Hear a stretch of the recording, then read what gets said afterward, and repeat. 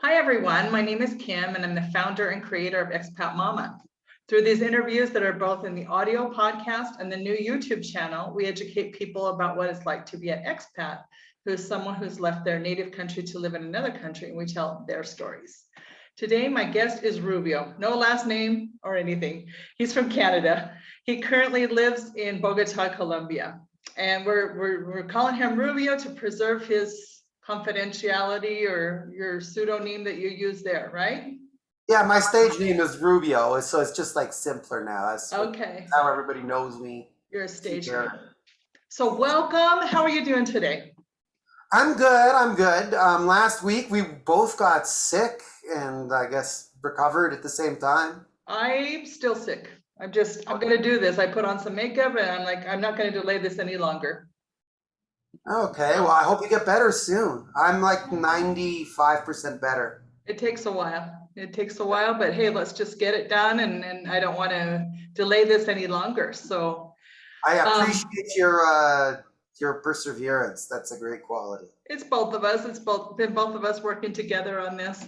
So let's start from the beginnings. Like, where do you hail from? Where did you grow up? What was your upbringing like?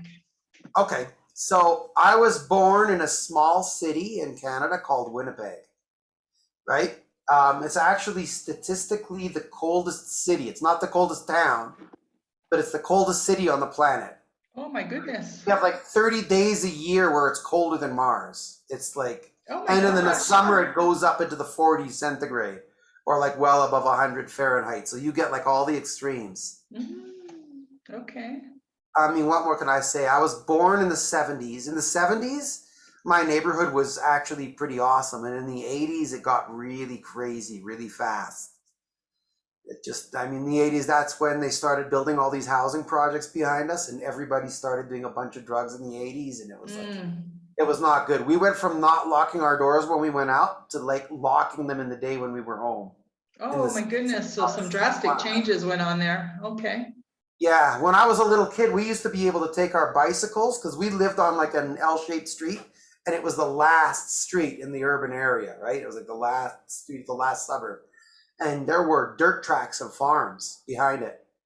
And you'd go to the farms and you would like, pick fruit off the trees, right? Like the farmer would let you keep a certain percentage, or you would get milk right from the cow. You'd like, you'd come back with a bucket on the handlebars. Hey, Mom, guess what? We got fresh milk. It was really cool. And then in the 80s, it really just started to change a lot. There was like a lot of excess urban development and the neighborhood got really rough. Wow. So you said that you moved out as soon as you could. How old were you when you moved out of that place, out of Winnipeg? 18. 18? Oh, so that is literally as soon as you became a legal adult. Yeah. Okay. I basically, because I mean, in Canada, they don't have that emancipated minor thing they have in the States. So I just basically, I didn't want to be like a teenage runaway. So I waited till I was 18, but I was gone. Where'd you go? I went to Toronto first. Okay. Yeah. Didn't like it there either. I mean, it's safer. Toronto is safer than Winnipeg. Winnipeg is really dangerous. Like people don't realize this, and for some reason or other, probably because the government like just makes statistics up. You can't trust these, but Winnipeg was really, really, really dangerous. So we went to Toronto, and it was like at least safer, and there was more money floating around and stuff. I have a high school, well, actually from middle school, a friend of mine. We were talking about all our Winnipeg stories. I didn't even know this. He had to jump out of a third-story window to escape these guys that were after him. Oh my gosh. He got stabbed, and he basically like had to crawl to the hospital. I never even knew that. I must have been after I left. He lives in Germany now, by the way. He's also an expat. Okay, interesting. And he's a musician. We're actually collaborating, which is great. And have the stuff out. So yeah, I went to Toronto. Didn't like it. Toronto people are really rude. It's expensive. It's polluted. It's incredibly polluted, right? People talk about, I find people talk like about pollution in like Latin America or Eastern Europe or all these places. In Asia, there is pollution, right? But like you never really hear about how bad it is or how bad it got in Toronto. I have asthma, so the air quality wasn't good, so there was that. And I started doing the paperwork and immigrated to New York in 1997. Okay. Believe it or not, New York is less polluted and safer than either Oh, well, Winnipeg. that's shocking to hear. Yeah. I got to New York and like there was these guys with the corner diner at that time. It was like in the 90s, so they still had diners. And I used to eat there all the time. And I asked him, how many times have you guys been robbed? He's like, we've never been robbed. What are you talking about? Right? Like in Toronto, if you have like a restaurant that's open late at night, you're guaranteed to get robbed at least a couple times a year. Oh, wow. So I was shocked. Wow. So you're in New York now. Yeah. And what's going on in New York? What does your life look like in New York at that point? New York in the 90s was spectacular. So I've heard. I think I picked a real good time to be there. I got there in 1997, and then the rest of the 90s was just incredible. It was really it's kind of dirty and run down, right? New York, and the trains, they're not pleasant, but there was just so much opportunity and so much stuff going on and so much to learn. Making money was really easy. It was very artistic, a very creative place. If I had any free time, there were like a million things to do, right? I started connecting with Colombians in New York, which is what eventually brought me here, right? After 2001, I think it wasn't just because of that, but you know, when the Twin Towers fell, things changed a lot. Yeah. And it really wasn't the same after that. It kind of just went steadily downhill. So what happened after that? Obviously, yes, we all know that. I'll never forget that day when 9/11 happened. I was in Buenos Aires, Argentina, living at that time. And I had just finished giving a class, an English class. And my husband says, there's been a terrorist attack. And I said, what are you talking about? And he says, the Twin Towers in New York just came down, and look at this on the news, you know, he was telling me. And it was just so surreal. We just couldn't believe that something like that could even happen in this world. It's a moment I'll never forget for as long as I live. Like this happened in my country. Oh my gosh. And that was the talk of the town for like a long time there in Argentina too. Yeah. I think with most of us, it didn't sink in for a long while. I remember days afterwards, I would wake up and go, you know, like what's real and what's a dream? How could something like that even happen? It just wasn't, you know, it's so far out of the realm of what you're expecting. Yeah. So some of my friends, I was at that time I was living in Manhattan, but way at the other end, like in Dominican land in Inwood. And so we weren't as affected, but you couldn't go between Manhattan and the Bronx for the first several days. We went, I had an infant daughter at the time, of course, she's an adult now, but we went to go get her because she was with a babysitter in the Bronx. Oh, goodness. Right, because at that time, my now ex, but my wife insisted on it. We couldn't get back to our place for 3 days. The bridge was closed. I just can't even imagine. So I have a client who works in the financial district who watched the whole thing happen, both of them. Yeah. And yeah, I mean, he's watched people jumping out of the buildings and just couldn't even believe it. It marked his life forever. Yeah, I know one of my musical friends was living in Tribeca at the time. He was 8 blocks from Ground Zero. And, you know, first you're like, oh my God, you know, you're almost jealous of someone, right? They have this Tribeca address. It's like super fancy, right? Well, I don't know anything about that. I don't know that much. So why don't you go ahead and explain? Well, I mean, that area, not the World Trade Center itself, but like Tribeca is this area that became super bohemian. And it had all this nightlife and these incredible restaurants. And it was, you know, it was really the place to be in 2001. It was the most desirable neighborhood in all of Manhattan with the most expensive real estate at the time. Oh, yeah, for sure. Right. And then all of a sudden you're just living in this nightmare, right? For the rest of the year, they had like false alarms and they were constantly getting locked down. Right, not like COVID lockdowns, which were longer, but it would ruin like a day or two. You couldn't leave your house. So you've been through quite a few upheavals at this point in your life, you know, major life changes going on. Yeah, I mean, it's been a crazy several decades, I think, for all of us. Mhm. Um, Seen a lot of changes. I mean, I think the world is getting better in general, but there's been a lot of blips on the radar, right? I mean, we had To that say the big least. blackout in New York in 2003 too. Mhm. That was hell. My then wife was pregnant and we had like a toddler, and my parents were visiting us. It was the middle of summer, and my mom was even more sensitive to the heat than I am. We both had the horrible eczema. And we were in Coney Island, and we lived at the other end of the city, and we had to get back somehow. It took us all night. It was like right out of a movie. Oh boy. Like the power went out at like 4 p.m. or 3 p.m. or something like that. It was like 1 a.m. by the time we finally got back.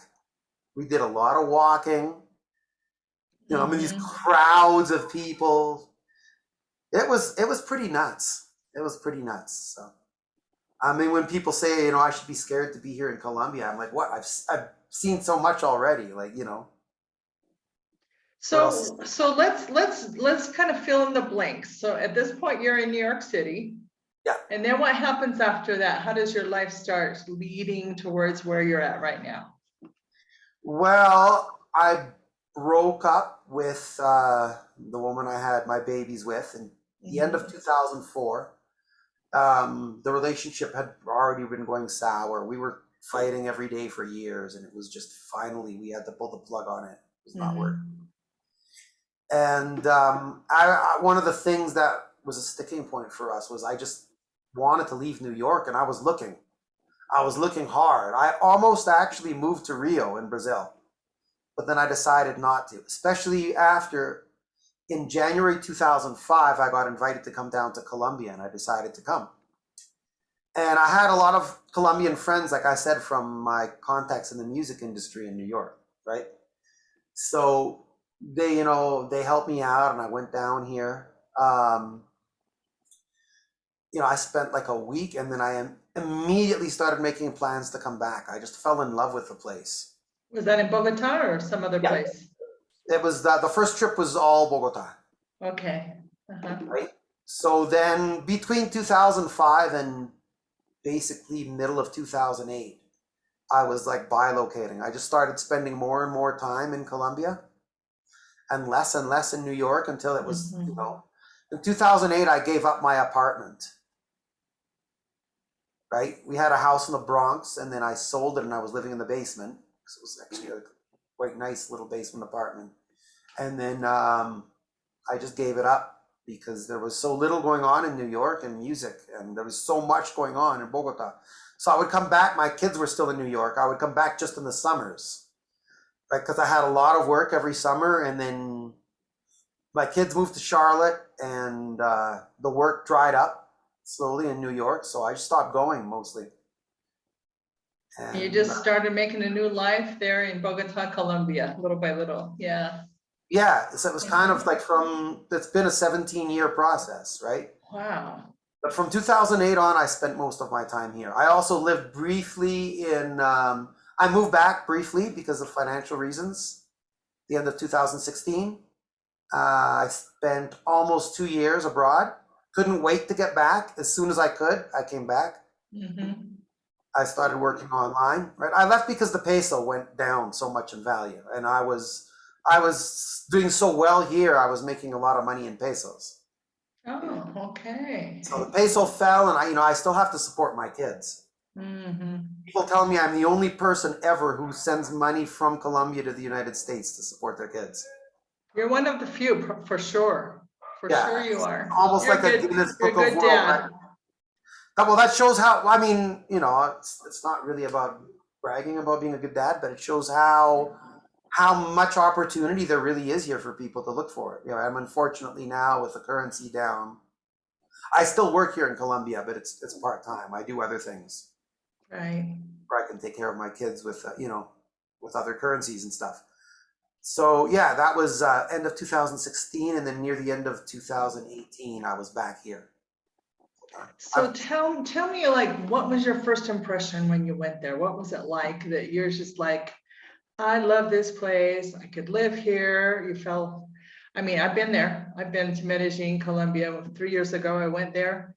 That place was, I just couldn't even believe, I told, in the other interview that I did with Toby, I just fell head over heels with Colombia.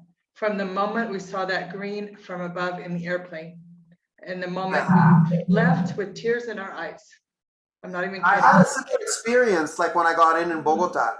You don't get this anymore. They have a new modern airport, which is among the best in the world, and I'm glad they built it. At that time, with the old Bogota airport, right, it was cramped and low ceilings, and it was so crowded they didn't allow people to come in. You had to show your plane ticket to get in. So there's just no room. And I came in, so the people that were going to meet me were waiting for me outside, and I saw these eucalyptus trees, and it just like felt like I was on Mars or something.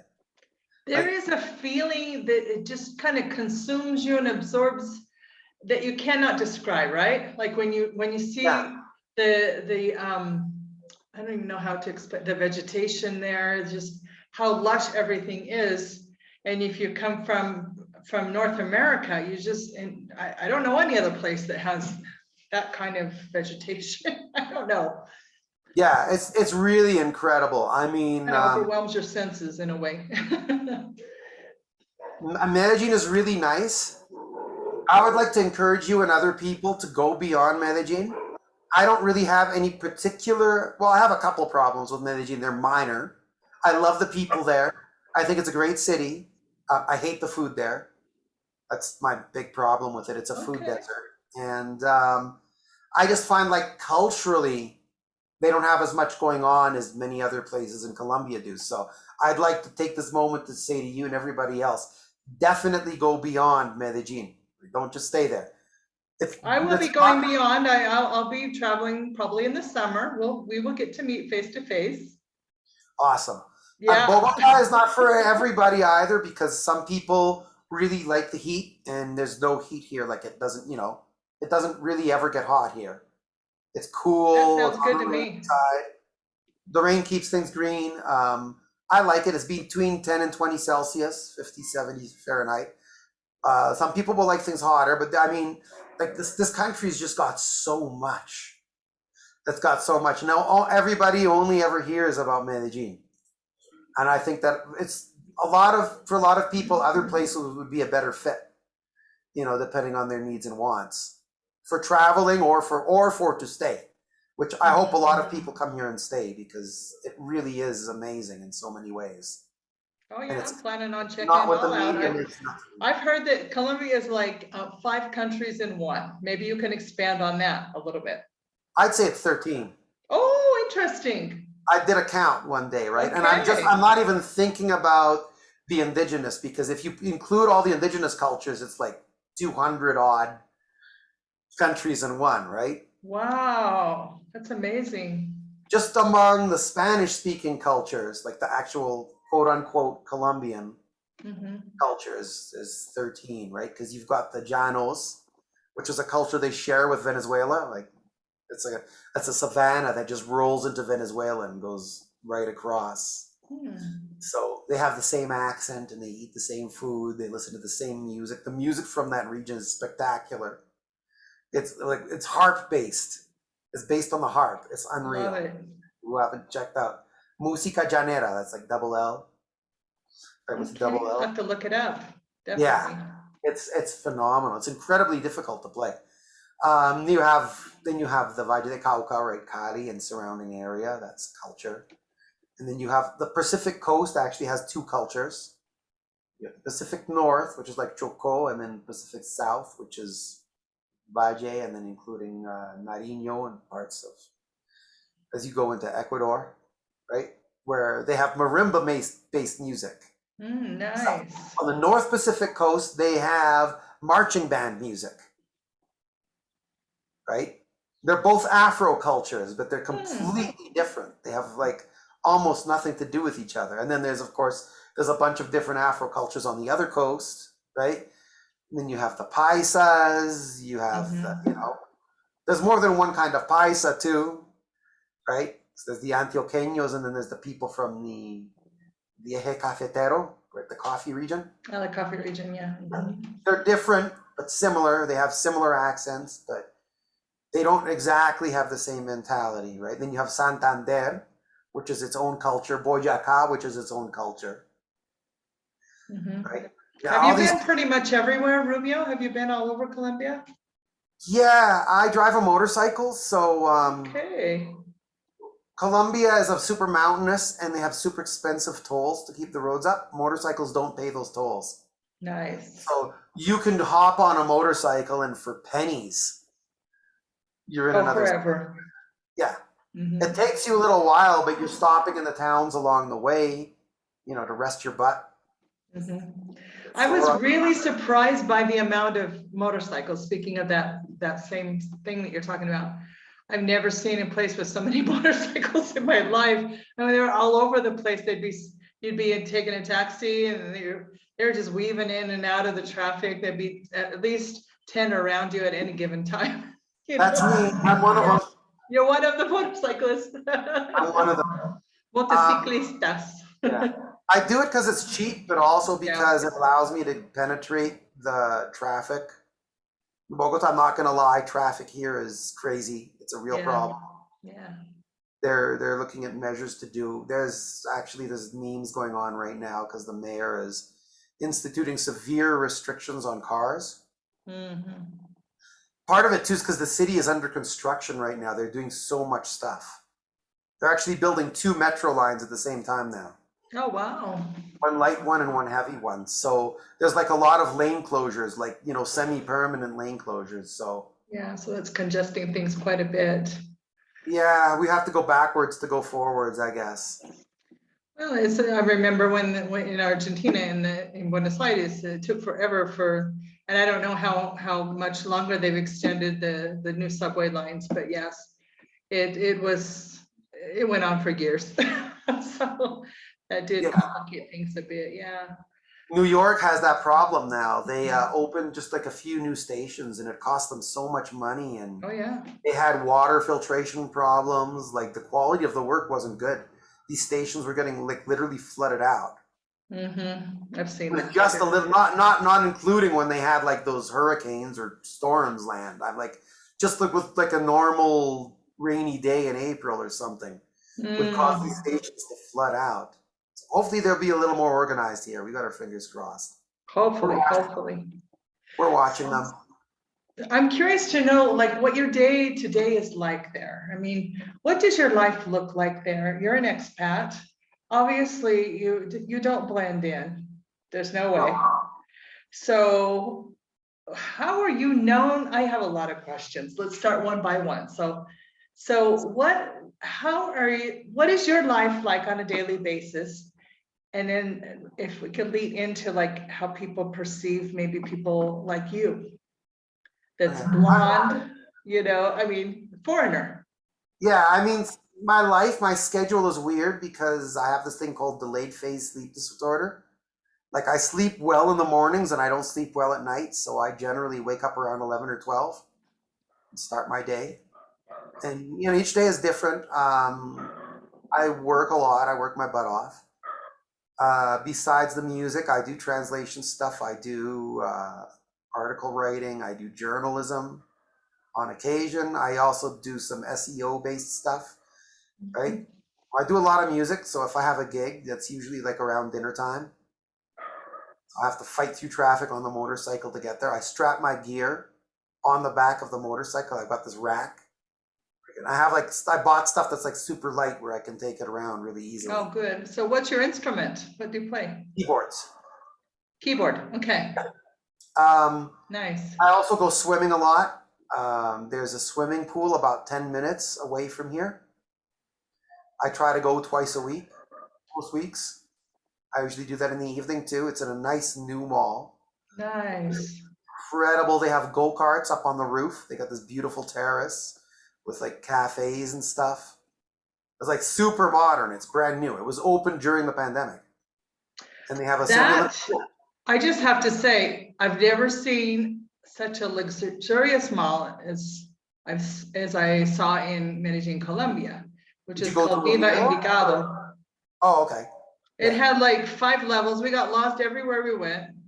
We could not figure out how to get back to how we got in. It was like, even the movie theater was like so luxurious. It was like alta gama. How can we say that? It was like High end. high end. I mean, and you know, I'm an American, and for me to say that, that speaks volumes. I've just never seen a place like that. It was like going to Beverly Hills, but beyond. I've been to Beverly Hills. It was better than that. It was so modernity is definitely one of the characteristics there, and people don't know about that. And if you love high-end shopping malls, they have them here. They have all your luxury brands and stuff too. But on the other hand, you can also, like, I don't go to malls very much. I go to that one, well, this one mall is actually pretty cool, and it's got really good restaurants. We can get really good Japanese and Chinese food, more authentic than you would in the States. For sure.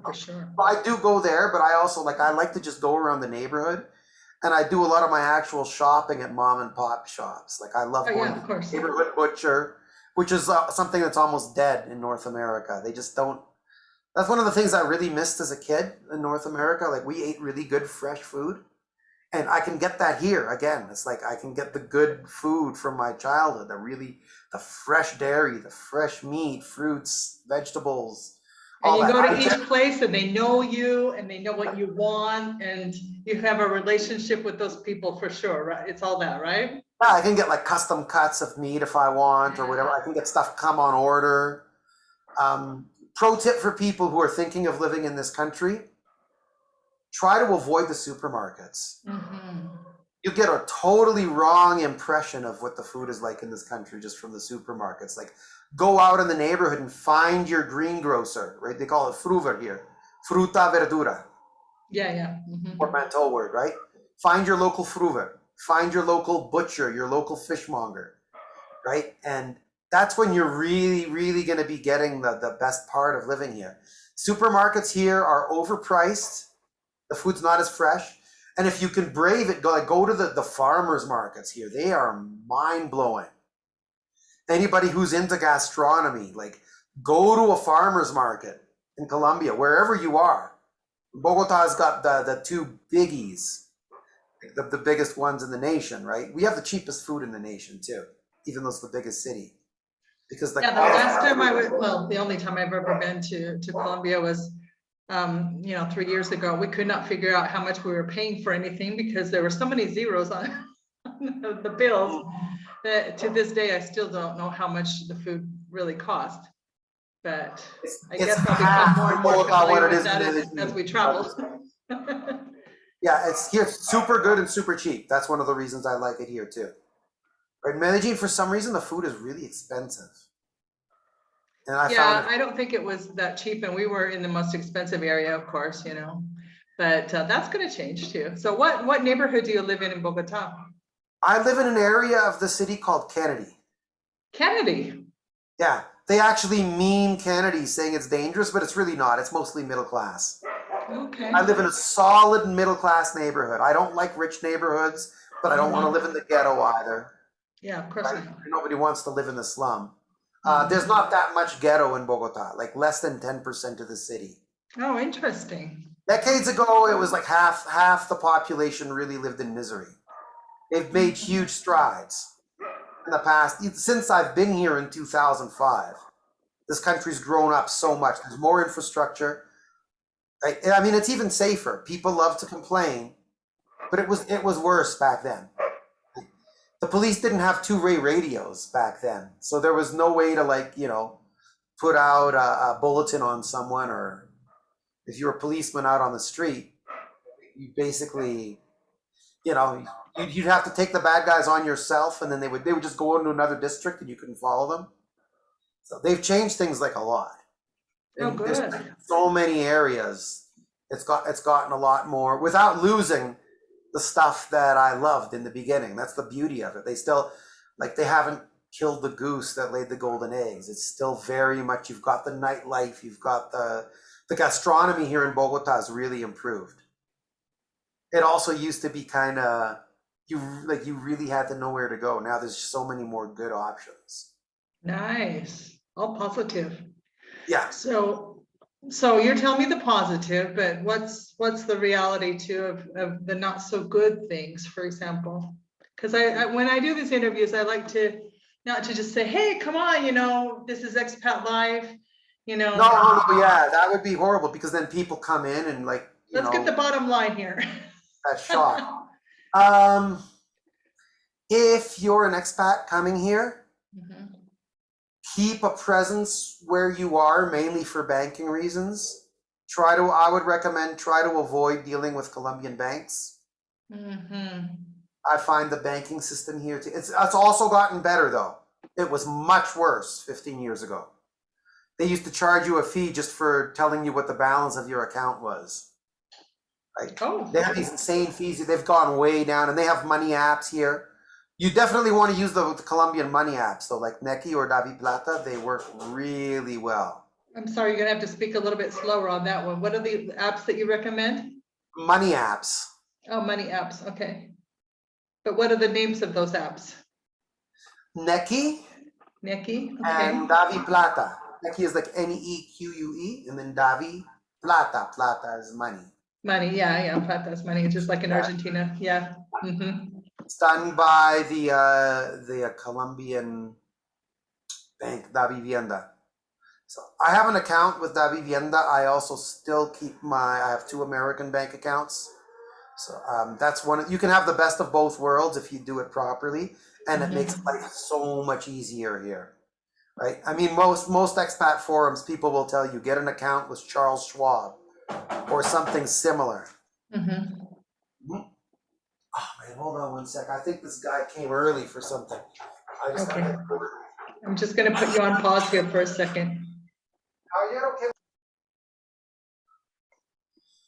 Yeah, so like I was saying, Charles Schwab Bank, I've been banking with them for a long time now. They're a godsend for any expat because you get paid money in that account.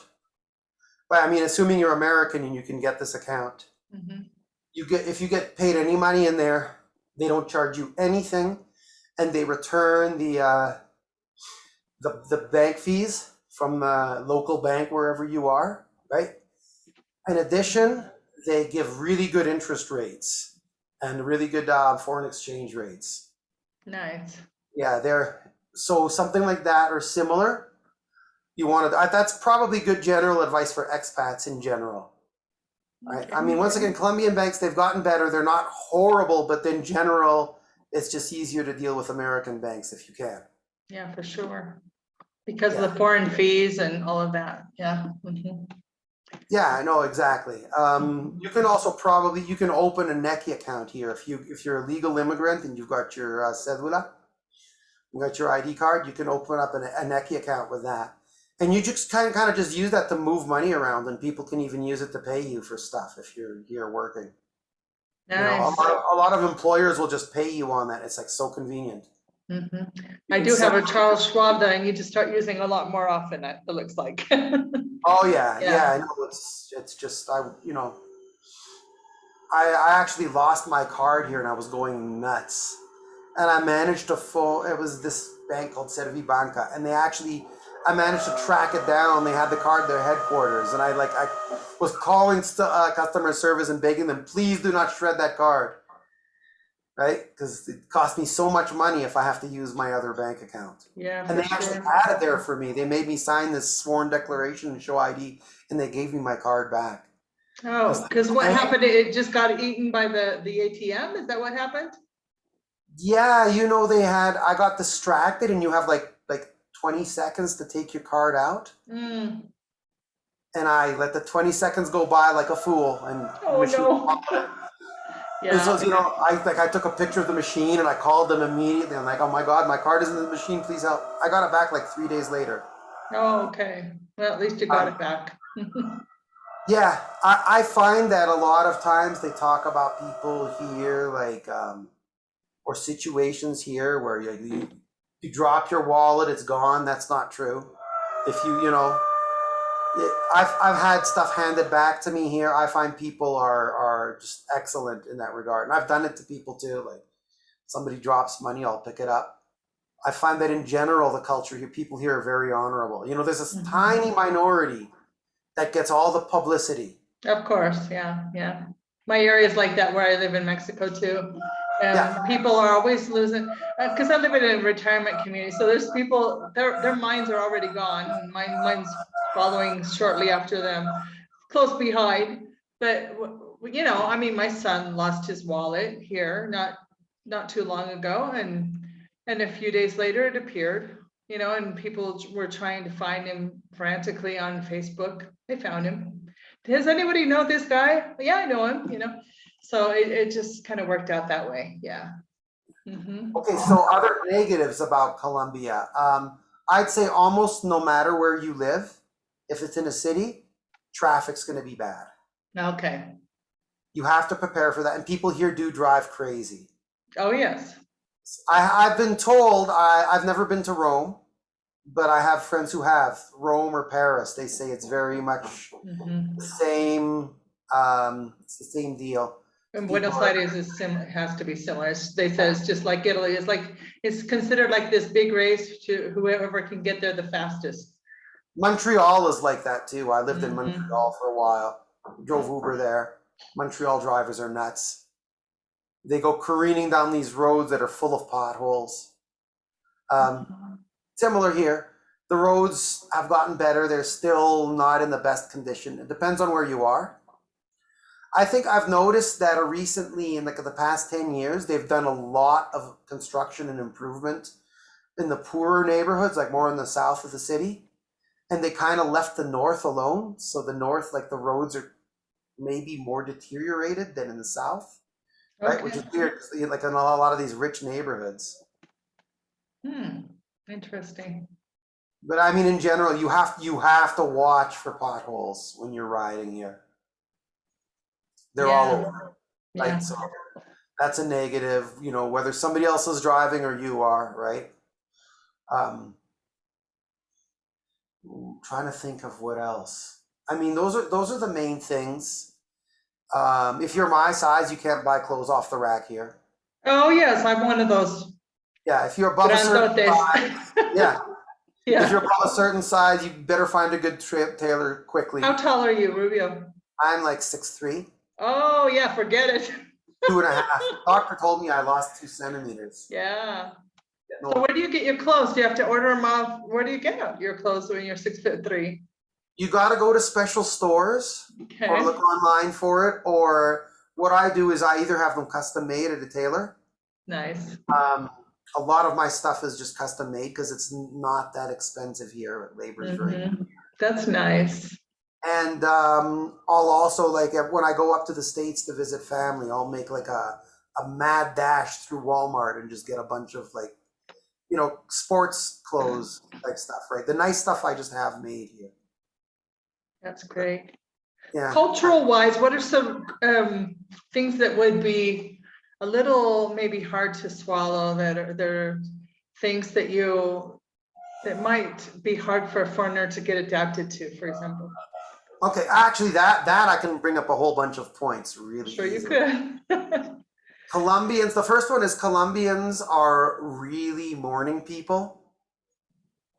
Even if you consider yourself a morning person, this might be a whole nother level for you. It's not uncommon for people to get up at 4:30 a.m. Even in the big cities, not just the rural areas, like all over the country. It's just considered the thing to do. They think it's really weird if it's like 7 a.m. and somebody's still asleep. Oh my goodness. Why hasn't this person woken up yet? Right? Maybe if you're really tired, you sleep until 7 or 8.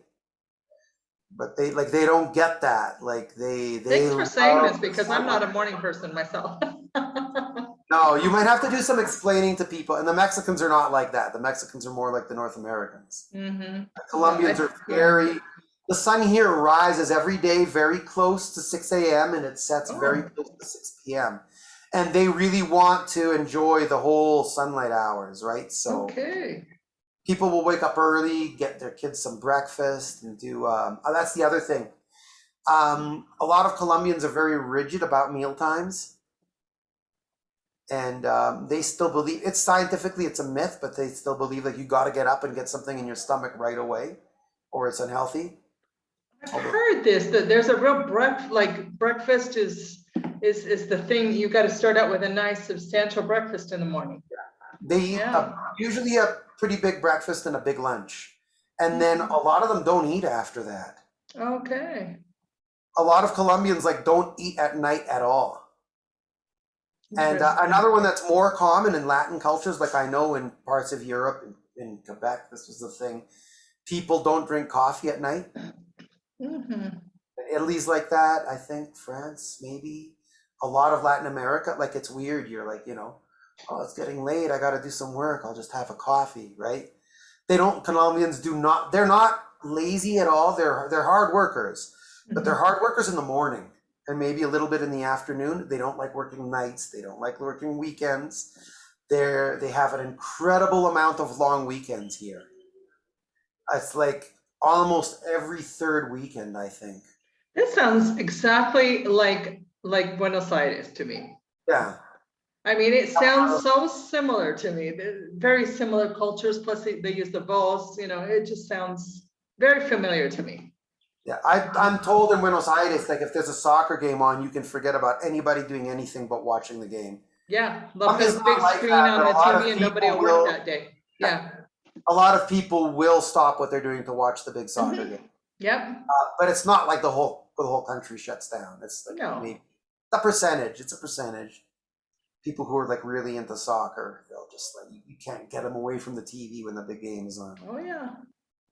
But in general, they're not like the stereotype of Latinos who never get anything done, though. That's not true.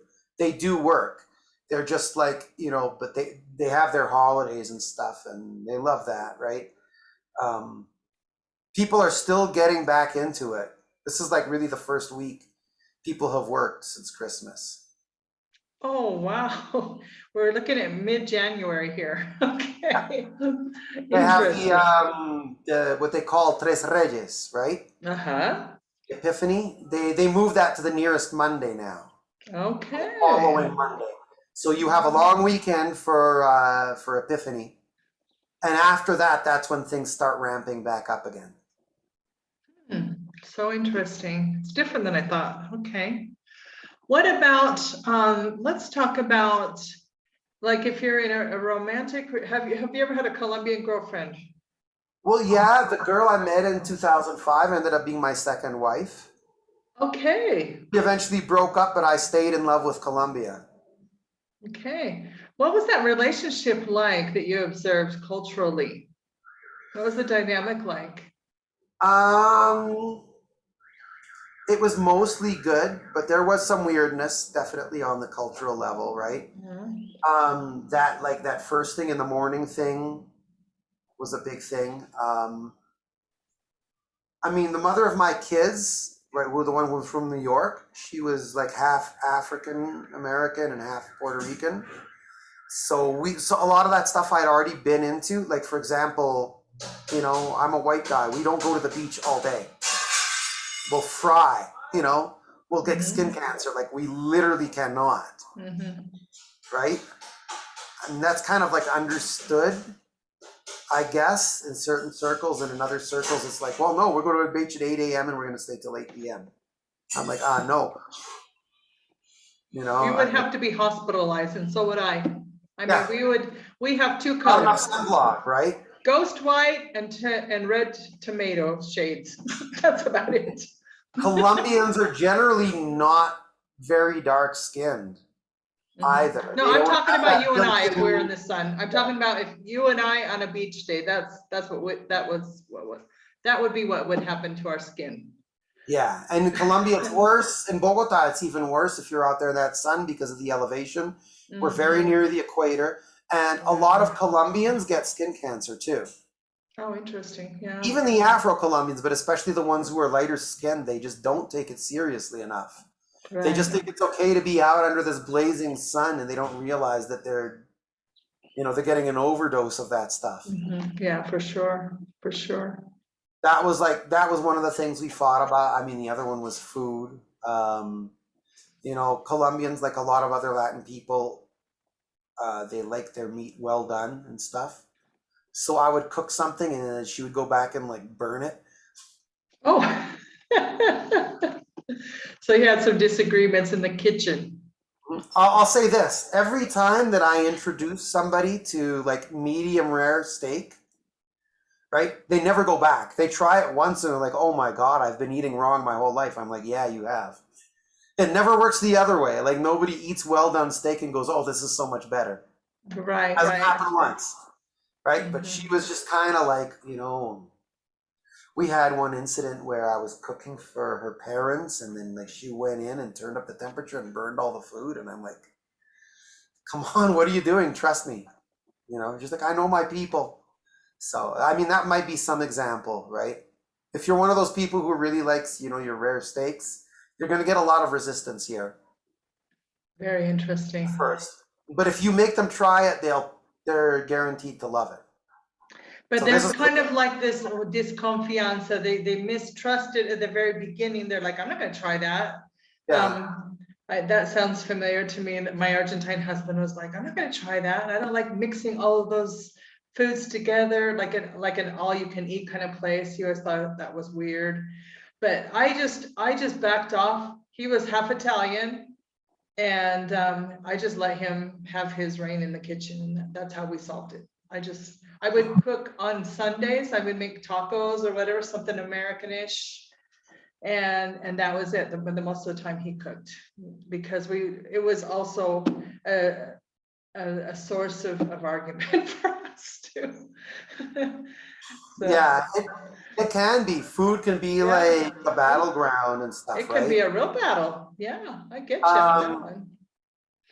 I think people here in Colombia, when they get diabetes, they tend to deteriorate really quickly. And I've come down with diabetes this year, right? But I mean, my whole family has it, so I'm super well informed on the subject, right? My mom and my brother are constantly passing me, good research and stuff, right? I've seen Colombian doctors tell their patients, like, you can still eat rice. It's okay. Eat as much rice as you want. You can have gaseosa. You can have like soda, but it just can't be a dark colored soda for some reason. That's supposed to be okay, right? So these people keep on eating the standard diet that got them sick in the first place. Gotcha. And then the next thing you know, they're dead. So there's some weird cultural things like that. I'm actually going to a Venezuelan doctor right now, just because he doesn't have any of those weird kind of myths And beliefs about it. Okay. Yeah. He understands that carbs are bad for a diabetic. Yeah. You really have to, I mean, it's unfortunate, but you really have to alter your lifestyle. You can't say, well, I'm Colombian, this is what we do, Are you really going to die on that hill? A lot of people do, right? So I guess those are some of the negative things, right? They're really minor compared to like, the fresh food. One thing I just want to say, a glass of tap water in Bogota is absolutely delicious. I've got some right here. Take a drink. Nice. Yeah, it was nice to be able to drink tap water when I was there in Medellin, because you can't in Mexico. Forget it. Yeah. Yeah. You cannot anywhere nice. in Mexico. I was in Cancun in October with my girlfriend and her kids. And that was a huge complaint. We went into one restaurant and they were like, sorry, sir, we only serve Coca-Cola. Oh, in Cancun? Yeah. Wow. I didn't have such a problem in Mexico City or other places, but in Cancun it was like, or sometimes they would be like, we only have Coca-Cola and agua de Jamaica or agua de tamarindo. Oh yeah. Those things really messed my stomach up. So I was stuck with the Coca-Cola. Oh no. Mexico you would has think they have bottled problem. Water there. I mean, you can get it everywhere here. You would think. Mexico City has like free fountains all over the city and all through the metro where they have filtered water. Did not know that. Yeah. What else could you say, for example, what are some do you have any funny or embarrassing stories that you could share with us before we wind up here? I know you have them. I mean, I came here with fluent Spanish, so I didn't. Oh, there's one. There's one. There's That was gotta back be when one. I was with. That was back way back. I was, 2006, and like I mean, I spoke Spanish all the time in New York, but it's different, right? Because it's a bunch of people from the Caribbean in New York, so it's just completely different attitude. Things are much more informal, and I was there with my then girlfriend, and we were like eating in some hamburger joint. And I said to the waitress, I was like, "Mi amor, por favor, alcánzame la sal." Right? And I mean, Bogota's weird, but in general, you don't call strangers mi amor here. You do in New York. Okay. Or Dominican Republic, everybody calls everybody mi amor. I'm sure you Okay. probably don't in Argentina either. But, No, just with your pareja, the person who you're with, but that's about it, and your kids. so I said this to the waitress, and all hell broke loose. Oh, boy. The waitress started flirting with me openly, Oh, and my girlfriend practically killed me right there. So don't refer to strangers as mi amor in Colombia. okay. You opened up a door right there. A little mini scandal going on there. Okay. Yeah. People do it here because, I mean, we have a lot of Venezuelans here. They do that too. We have a lot of people from the coast. They fight each other over this. Recommend not to do that though, because Okay. the wrong No mi person. amor. Yeah, they're going to interpret it as if you're hitting on them. That's interesting. So anything that I haven't included in here that you would like to bring into this interview while I've got you here? I don't want to leave any stone unturned or not ask you something that maybe you wanted to talk about. The only other thing is when you're coming here to Colombia, like I talked about Medellin, I'd say like also avoid the tourist traps. Right? Good advice.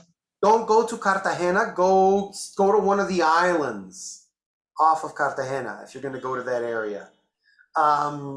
Instead of going to Medellin, go to the small towns surrounding it. Right?